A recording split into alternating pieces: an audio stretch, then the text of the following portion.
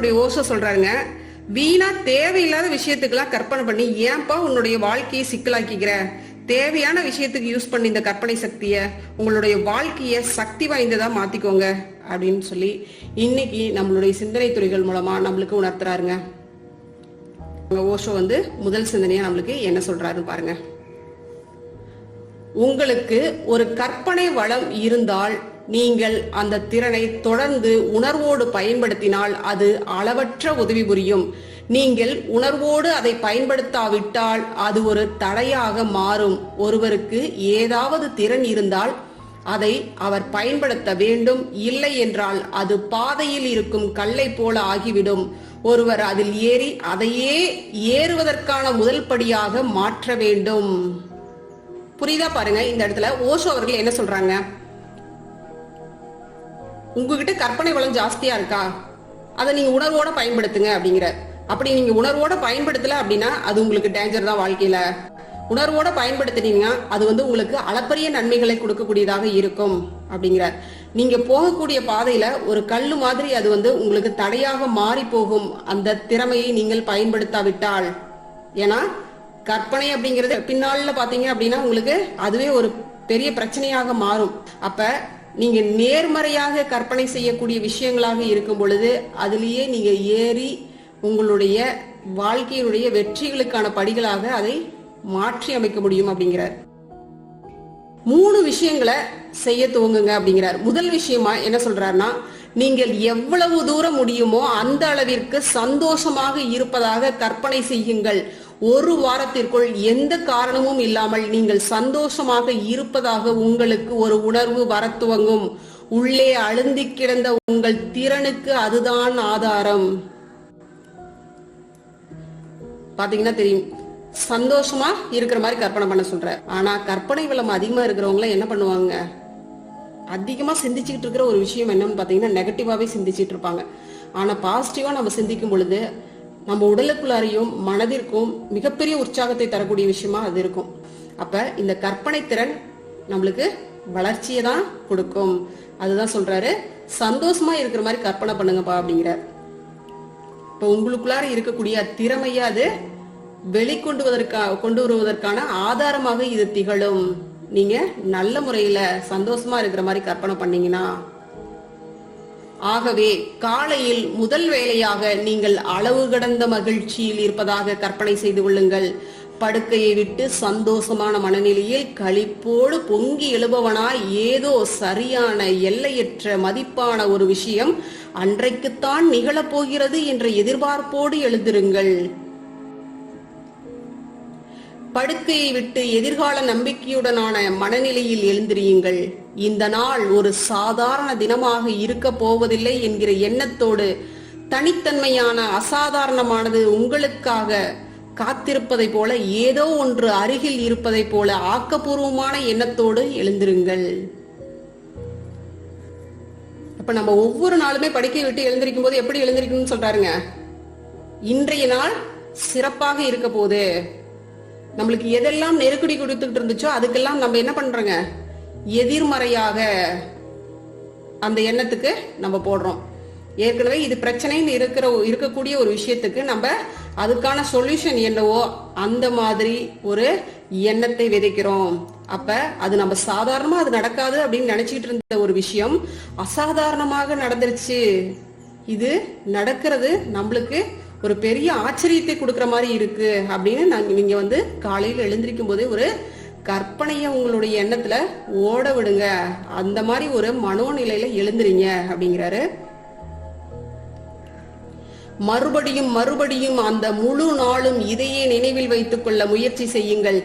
7 நாட்களுக்குள் உங்கள் முழு பாணியும், உங்கள் போக்கு, உங்கள் அதிர்வுகள் ஆகிய அனைத்தும் மாறியுள்ளதை நீங்கள் பார்ப்பீர்கள். திரும்ப திரும்ப நம்ம பாசிட்டிவாவே நினைச்சுக்கிட்டு நம்மளுடைய வாழ்க்கையில நல்லதொரு மாற்றங்கள் நிகழ போகுது அப்படின்னு திரும்ப திரும்ப நம்ம என்ன நினைத்தோமோ அதையே திரும்ப திரும்ப மனதுக்குள்ளார ஓட விடும் பொழுது அது கண்டிப்பாக நம்மளுக்குள்ளார நல்ல ஒரு அதிர்வை ஏற்படுத்தும் அப்படிங்கிற. நம்மளுடைய உடல் அளவுலையும் மனதளவுலையும் அது நல்ல மாற்றத்தையே கொடுக்கும் அப்படிங்கிற. இரண்டாவது விஷயமா சொல்றாரு பாருங்க, நீங்கள் தூங்க போகும்போது நீங்கள் கடவுளின் கைகளில் விழுவதாக கற்பனை செய்து கொள்ளுங்கள். பிரபஞ்சம் உங்களுக்கு உதவி புரிவது போல நீங்கள் அதன் மடியில் விழுந்து தூங்குவதைப் போல நினைத்து பார்த்தபடி உறங்கச் செல்லுங்கள். இந்த கற்பனையை தொடர்ந்து செய்தபடி தூங்கச் செல்ல வேண்டும். அப்போதுதான் கற்பனை உங்கள் தூக்கத்திற்குள் நுழையும். அவை ஒன்றின் மீது ஒன்று பதியும். இதுதான் இரண்டாவது விஷயம். ஏன்னா நம்மளுடைய கற்பனை சக்தி, அதாவது நம்ம போட்ட அந்த எண்ணத்தில் போட்ட அந்த விதையை யார் நடத்தி கொடுக்கறதுங்க? இந்த பிரபஞ்சம் தான் நடத்தி கொடுக்க போகுது. எல்லாத்தையும் உங்ககிட்ட போட்டு நான் நிம்மதியா தூங்குறேன்ப்பா அப்படின்னு சொல்லிட்டு இந்த பிரபஞ்சத்தின் மீது, இந்த பிரபஞ்சத்தின் மடியில் விழுந்து தூங்குவதை போல நீங்க நினைத்து பார்த்தபடி உறங்க செல்லும் பொழுது எல்லாமே ஒண்ணுக்கொன்னு ரிலேட் ஆகி அங்க ஒரு செயல் சரியா கணக்கச்சிதமாக நடக்கும் அப்படிங்கிறார். மூன்றாவது விஷயம், எந்த எதிர்மறையான விஷயத்தையும் கற்பனை செய்யாதீர்கள். காரணம், கற்பனை வளம் உள்ள மக்கள் எதிர்மறையான விஷயங்களை கற்பனை செய்வார்கள். அது நடக்க துவங்கும். நீங்கள் நோய்வாய்ப்பட போவதாக நினைத்தால் நீங்கள் நோய்வாய்ப்பட்டு விடுவீர்கள். யாரோ வரப்போகிறார், அவர் உங்களிடம் கடுமையாக இருக்க போவதாக நினைத்தால் அவர் அப்படித்தான் இருப்பார். உங்களுடைய கற்பனையே அந்த சூழலை உருவாக்கும். இந்த மூன்றாவது விஷயமா ஓசோ சொல்றது பாத்தீங்கன்னா, இது நம்ம அனுபவபூர்வமா நிறைய பேர்த்தோட வாழ்க்கையில நம்ம பார்த்திருக்கோம். நம்மளும் நம்மளுடைய வாழ்க்கையில இந்த மாதிரியான பிரச்சனைகளை நம்ம சந்திச்சிருக்கோம். இந்த இடத்துல என்ன சொல்றாருங்க, கற்பனை வளம் அதிகமா இருக்கிறவங்க எப்பயுமே அதிகமா நினைக்கிறது அவங்க எதிர்மறையான விஷயங்களை தான் கற்பனை பண்றாங்க. அது சீக்கிரத்திலேயே, வெகு சீக்கிரத்திலேயே அது நடக்க துவங்கிறது.